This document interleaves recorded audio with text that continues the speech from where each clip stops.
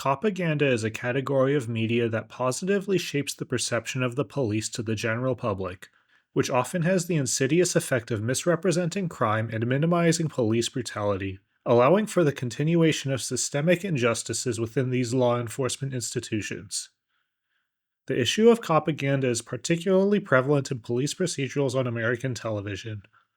One YouTube channel that covers this very well is Skip Intro, who dives into the portrayal of the police in various American TV shows, including Law and Order, Blue Bloods, and even Paw Patrol. His videos are very insightful and well made, and I definitely recommend checking them out.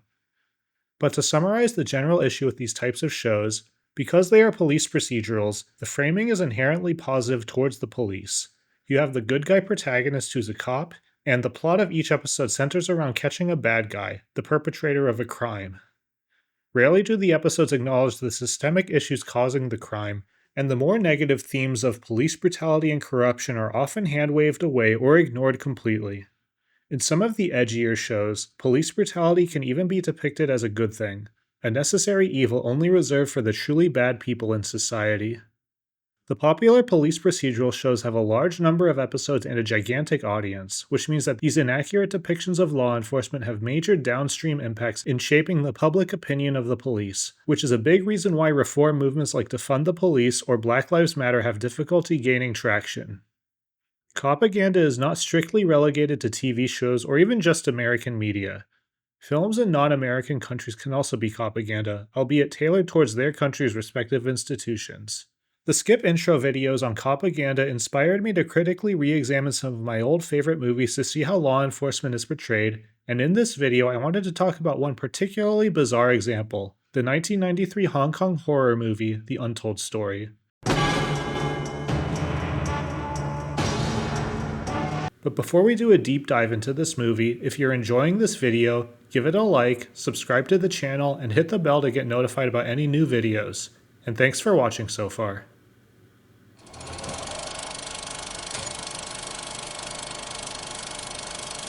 If you haven't heard of The Untold Story, it's an infamous Category 3 exploitation film.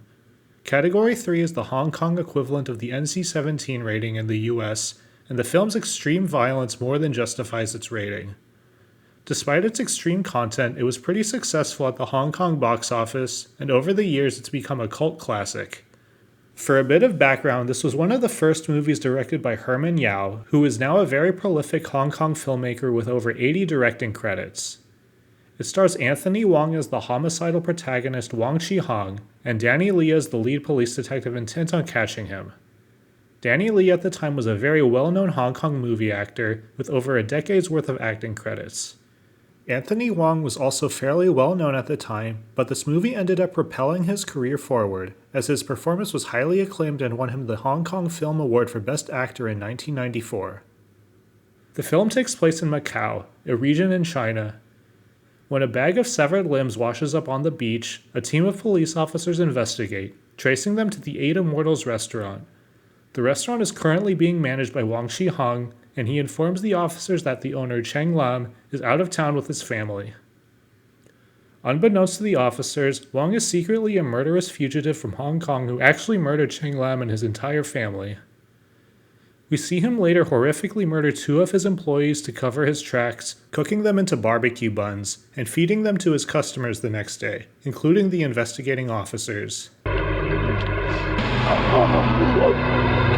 The police grow suspicious of Wong and catch him attempting to flee to mainland China, so they arrest him and he eventually confesses to murdering Cheng Lam and his family in a very disturbing flashback scene, and also admits to cooking them into barbecue buns and feeding them to customers, much to the officers' horror. After confessing, Wong commits suicide in prison before he can be convicted.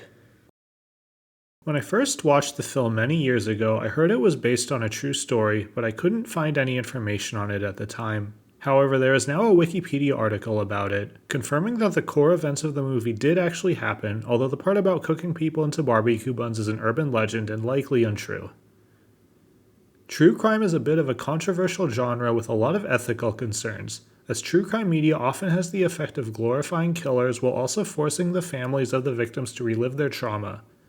As a result, regardless of directorial intent, the films tend to be very exploitative, as it's difficult to treat the story with proper respect for the victims.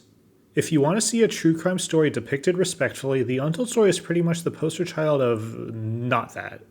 The film is blatantly offensive with its extreme violence, and it aims for shock value at every turn.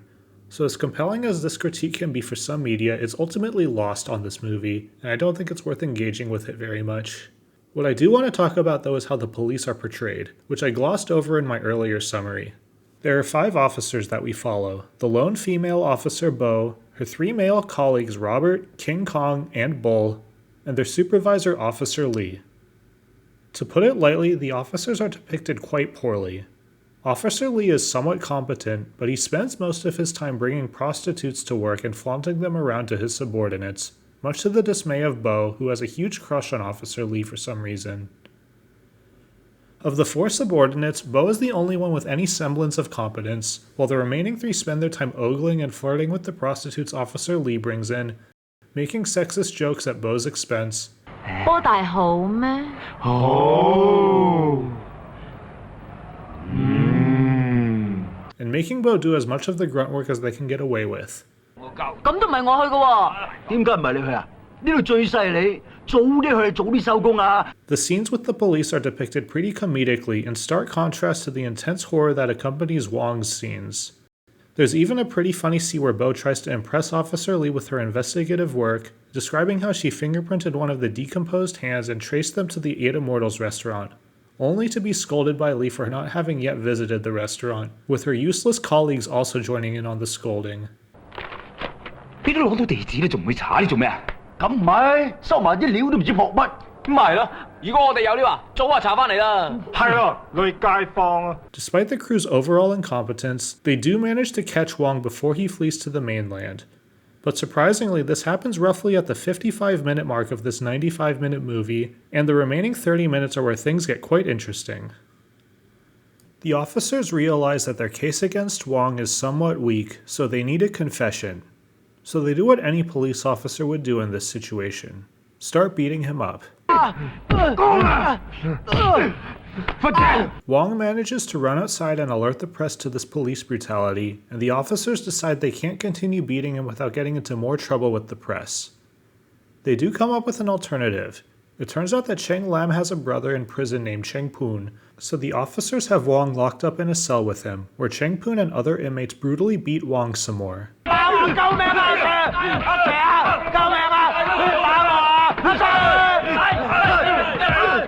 Wong tries to commit suicide in prison, but he is stopped and is taken to a hospital to recover. Officer Lee learns about a murder that Wong committed in Hong Kong that the authorities want him extradited for. Lee declines, intending to get a confession out of Wong to avoid losing face. While recovering, Wong attempts to escape again by taking a nurse hostage, though he is swiftly recaptured. The officers decide to torture Wong in the hospital via sleep deprivation, and the nurse even gets in on it by injecting water into his back to cause blisters, preventing him from lying down. After being sleep deprived for multiple days, Wong finally confesses to the murders of Cheng Lam and his family. And despite Wong committing suicide later, the officers are satisfied to have successfully extracted a confession.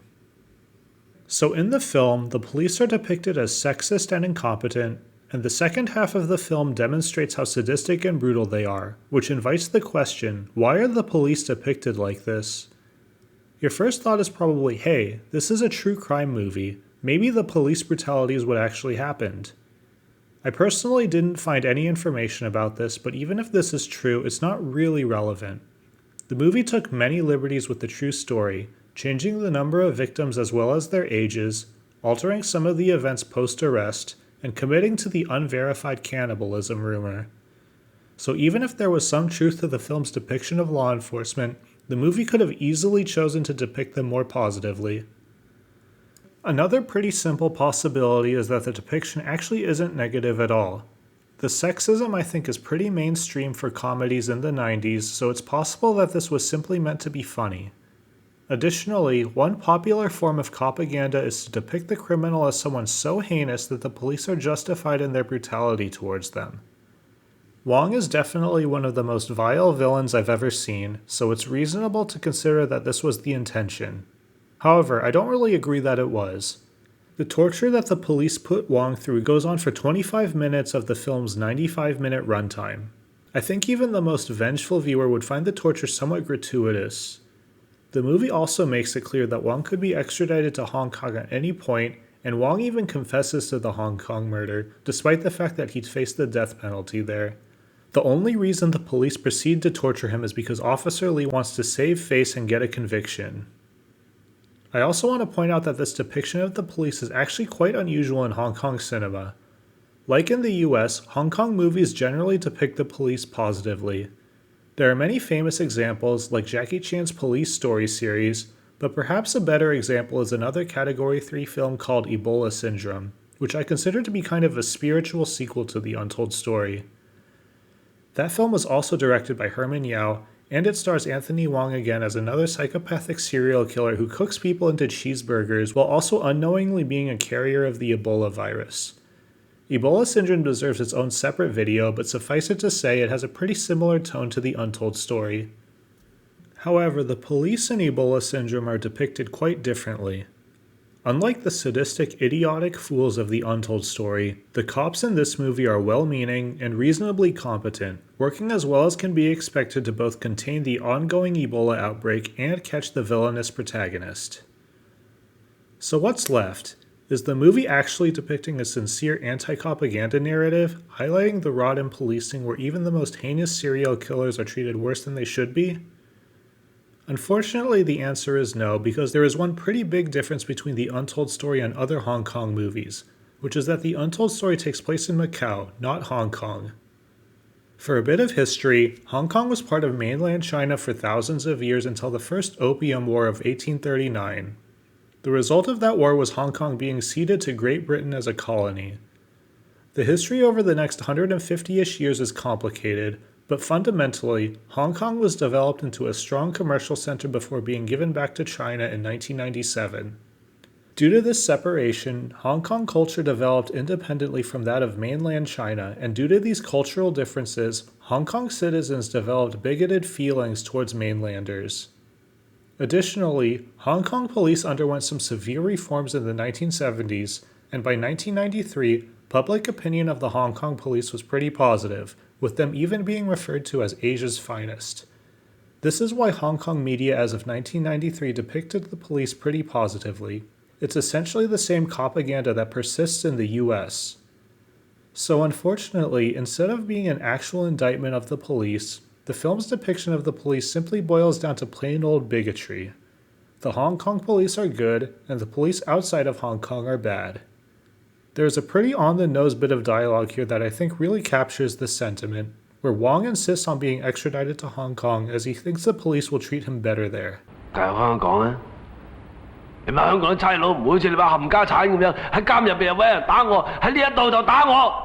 An analog in US media would be its frequent depiction of Mexico as a cartel-run dystopia where the police are extremely corrupt. While these films often do depict extreme amounts of police corruption and brutality, they don't really serve as an indictment of the police in general. Rather, they are actually another more subtle form of propaganda that depicts the police misconduct as something that's a problem, but in other countries. In fact, the more extreme the misconduct, the more effective the propaganda, as it allows the viewers to more easily excuse misconduct from their own local police, since it's mild in comparison to what they saw in the movie they just watched. So ultimately, The Untold Story is nothing really more than a racist, excessively violent propaganda exploitation film that depicts a true crime story in the most offensive way possible. All that being said, even if it didn't really come across in this video, I actually quite like this movie. If you have the right mindset, it's actually very entertaining despite the extreme violence. The scenes with the cops are genuinely funny and provide a unique contrast to the rest of the movie. Anthony Wong's performance is also particularly strong, as he does a great job at portraying a narcissistic, unhinged psychopath, and he definitely deserved all the acclaim that he received. Overall, if you're a fan of this kind of extreme cinema, or have a strong stomach for disturbing content, I would highly recommend it. Anyways, thank you all for watching. I hope you enjoyed this video, and I'll see you next time.